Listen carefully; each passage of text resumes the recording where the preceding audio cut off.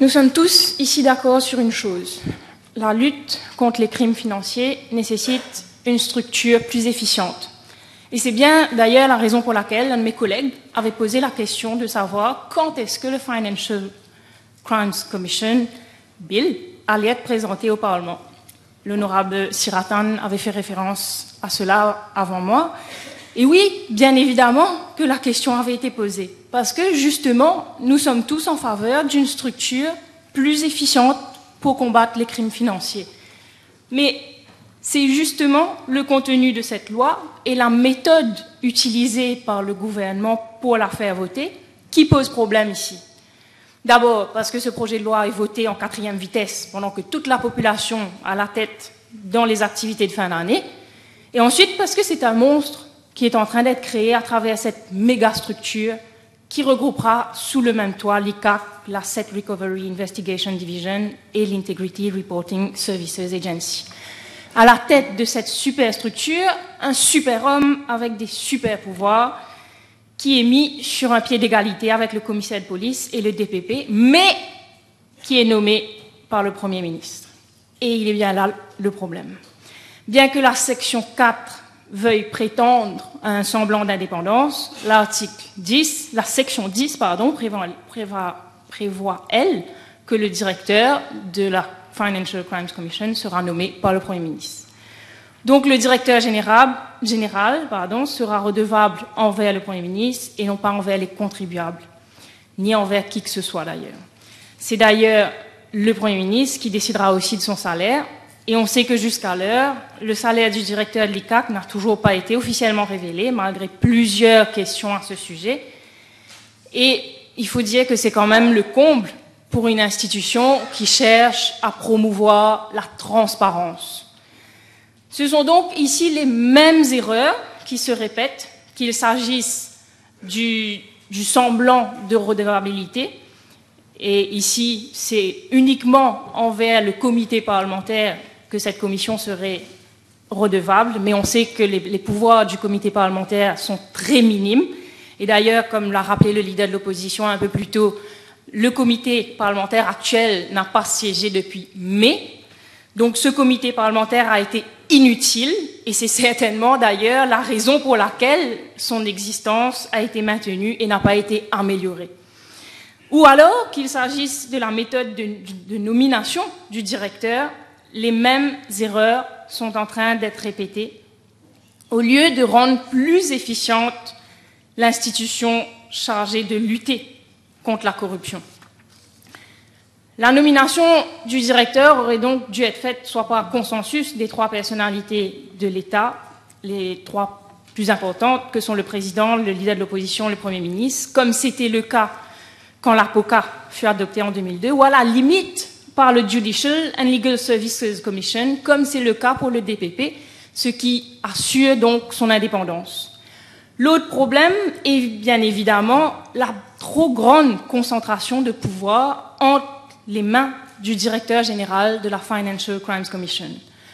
Le projet de loi donne à la Commission le pouvoir de détecter les crimes financiers à travers la section 6, de faire des enquêtes, de procéder à des arrestations, d'initier des poursuites sans passer par le bureau du DPP, selon la section 142, alinéa 1A, et même de contester ou pas la liberté conditionnelle.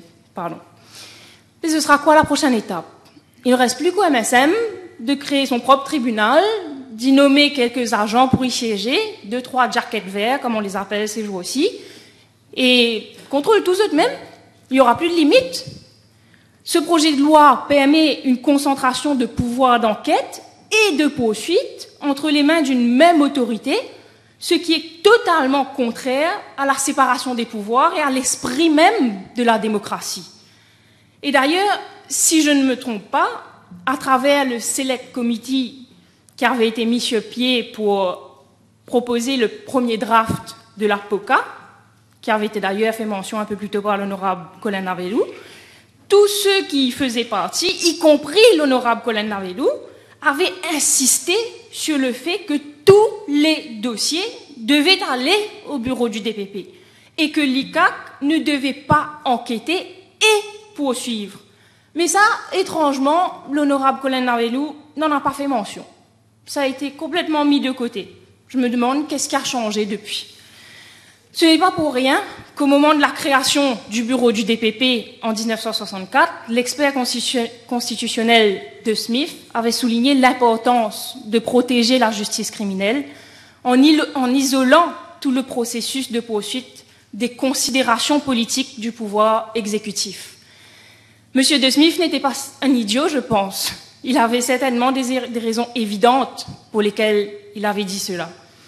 Actuellement, on le sait, c'est la police ou l'ICAC qui détecte, qui enquête, et le DPP initie les poursuites en cours.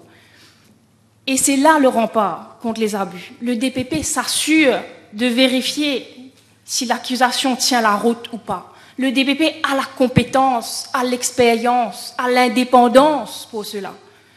Jusqu'ici, cette provision permettait donc au bureau du DPP d'agir comme un contrepoids face aux excès et manquements de la police, de l'ICAC, de la FIU, etc. Et on sait combien ils sont nombreux, ces manquements, malheureusement.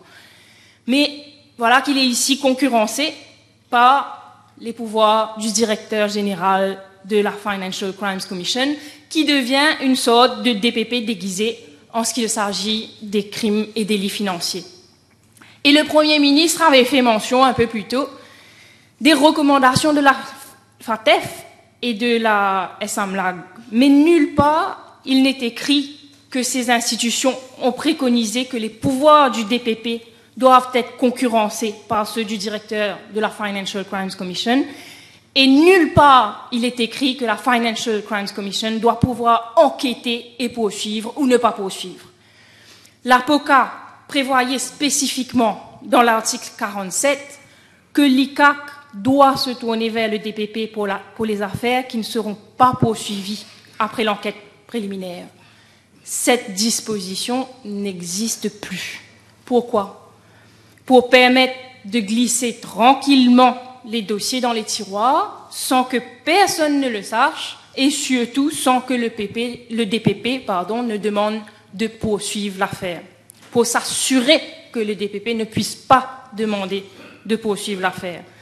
Et on sait qu'ils sont nombreux les dossiers où les membres du gouvernement sont mis en cause et qui dorment dans les tiroirs de l'ICAC. Ils ont été mentionnés avant moi d'ailleurs. Donc ce geste de faire disparaître l'obligation d'informer le directeur des poursuites publiques des affaires qui ne seront pas poursuivies en dit long sur les intentions de ce gouvernement et sur le futur fonctionnement de la Financial Crimes Commission, qui n'aura donc plus besoin de signifier le DPP qu'il n'y aura pas de poursuite sur certains dossiers. Donc bye-bye l'affaire Angus Road, bye-bye l'affaire Kisnen, bye-bye l'affaire Pack and Blister, bye-bye Bet 365, Sobrino, Stag Party, Molnupiravir. On n'en entendra plus parler. La Financial Crimes Commission se dépêchera de clore ces dossiers sans aucune justification et sans aucune redevabilité. Et c'est comme ça que le gouvernement veut combattre la corruption. Et pourtant, même le Courts Act insiste sur le fait que tous les cas envoyés à la Cour intermédiaire doivent être référés par le DPP. Et mis à part les cas où il a délégué ses pouvoirs, tous les dossiers doivent être soumis au DPP pour sa décision de poursuivre ou pas. Plusieurs lois, y compris l'ICTA, précisent que le consentement du DPP est obligatoire sine qua non pour avoir l'assurance justement que des poursuites inappropriées n'aient pas lieu. Pourquoi déroger à cela? D'autant plus qu'ici, il s'agit d'infractions très graves comme la fraude, la corruption, le blanchiment d'argent, la cybercriminalité, le trafic de drogue, entre autres. Il ne reste donc au DPP que le pouvoir d'arrêter une poursuite abusive. Mais encore faut-il qu'il ait accès au dossier, encore faut-il qu'il ait accès aux informations. Et ce projet de loi cherche donc à contourner la section 72 de la Constitution à travers une simple loi. En clair, le gouvernement cherche à diminuer le rôle et l'importance du DPP. Pourquoi? À qui profite le crime ici? Au gouvernement, évidemment. Le projet de loi empiète sur les pouvoirs de poursuite d'une instance indépendante comme le bureau du DPP, pouvoir garanti par la section 72 de la Constitution, pour ainsi créer une institution pouvant initier des poursuites sous le pouvoir de l'exécutif. Donc, quelle est évidemment la crainte de tout un chacun? La crainte est bien évidemment, au vu des pratiques du gouvernement, la persécution des opposants politiques. La crainte est que cela ouvre la voie à des abus de pouvoir envers tous ceux et celles qui n'approuvent pas la politique du MSM. La crainte, ce sont les arrestations arbitraires basées sur des charges provisoires bancales. La crainte, ce sont les détentions prolongées en prison. La crainte, c'est la saisie des avoirs d'un suspect. Et le temps que cela prendra pour que le DPP arrête une poursuite abusive, l'atteinte à la réputation de la personne sera déjà faite. Et ce sont des droits fondamentaux qui seront bafoués entre-temps. La crainte, c'est aussi le risque de conflit entre les institutions, puisque, comme je le disais, ce projet de loi met la police, la Financial Crimes Commission, le DPP sur le même niveau d'autorité.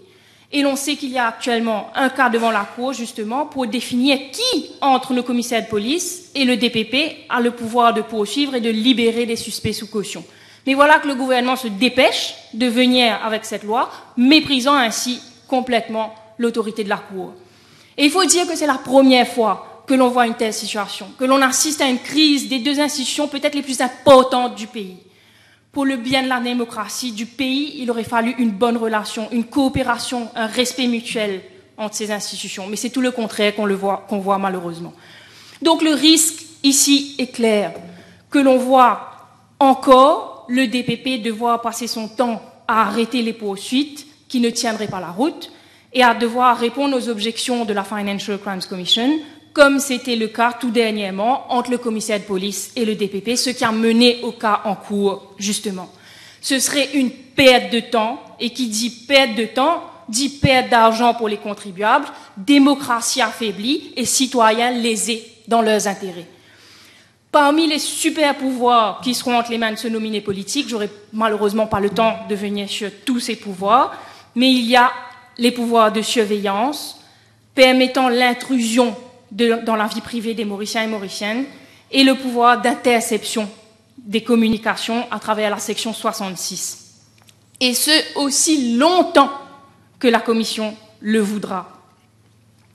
C'est encore une fois le manque de garde-fous qui effraie. Le manque de garde-fous pour s'assurer que les moyens utilisés soient proportionnés et que le droit à la vie privée, qui est un droit constitutionnel, soit préservé. Il est donc inconcevable, à notre sens, de mettre autant de pouvoir entre les mains d'un nominé politique. J'aimerais dire quelques mots en troisième lieu, et ce sera ma dernière partie, concernant l'emploi des personnes travaillant pour l'ICAC, l'ARID et l'ISA. Et cela concerne la section 167. On le sait, ce sont les personnes employées par la Financial Crimes Commission qui feront les enquêtes. Et dans la section 167, on apprend que les personnes employées par les institutions concernées, c'est-à-dire l'ICAC, l'ARID et l'ISA, se verront transférées sous la Financial Crimes Commission selon les mêmes termes et conditions actuelles. Jusqu'ici, tout va bien. Mais la sous-section 5 vient dire que l'emploi de ces mêmes personnes sous la nouvelle commission prendra fin après 180 jours. Ensuite, sous la sous-section 6, il est précisé qu'elles pourront être employées de nouveau selon les mêmes conditions qu'avant ou selon de nouvelles conditions. Cela signifie que la Commission, après avoir permis à tous ceux et celles qui ont été transférés sous son autorité de garder leur emploi, après 180 jours, la Commission aura la liberté de décider qui restera et qui ne restera pas sans aucune justification. Quelle est l'intention ici ? Pourquoi mettre fin au contrat de travail de ces personnes pour ensuite les embaucher de nouveau, embaucher certaines personnes de nouveau? Est-ce qu'il s'agit là d'un filtrage pour pouvoir contrôler aussi les employés de la Commission et s'assurer que ceux et celles qui y travaillent seront dociles et répondront aux ordres de la cuisine? Je ne vois nulle autre explication ici. S'il y en a une, je voudrais bien qu'on me la donne. Il n'y a aucun critère dans la loi définissant ceux qui resteront ou ceux qui ne resteront pas, et la Commission n'a besoin de donner aucune raison. Elle n'a pas besoin de dire pourquoi elle met un terme au contrat de certains employés, ce qui ne respecte absolument pas l'esprit du Workers' Rights Act, dont le but est évidemment de protéger les droits des travailleurs. Et ce raisonnement est valable également pour la section 7.5a, où il est mentionné que,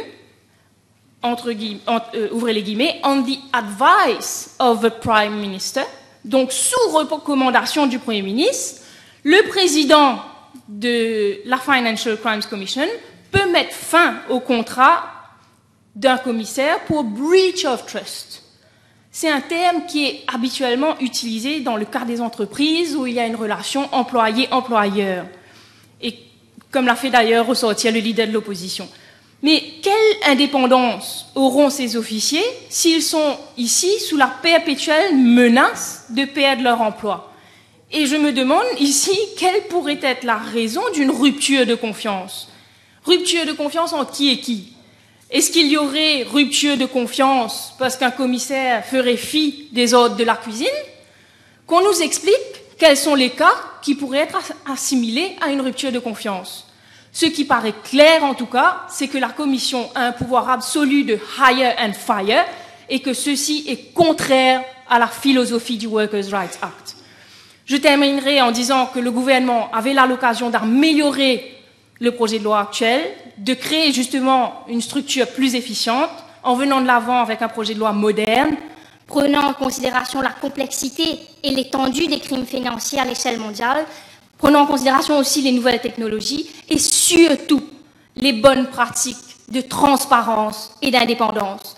Mais au lieu de cela, nous avons devant nous un projet de loi qui ne respecte ni le peuple, ni la Constitution, ni l'État de droit, et c'est bien la raison pour laquelle nous ne voterons pas pour ce projet de loi et que nous la révoquerons une fois au gouvernement.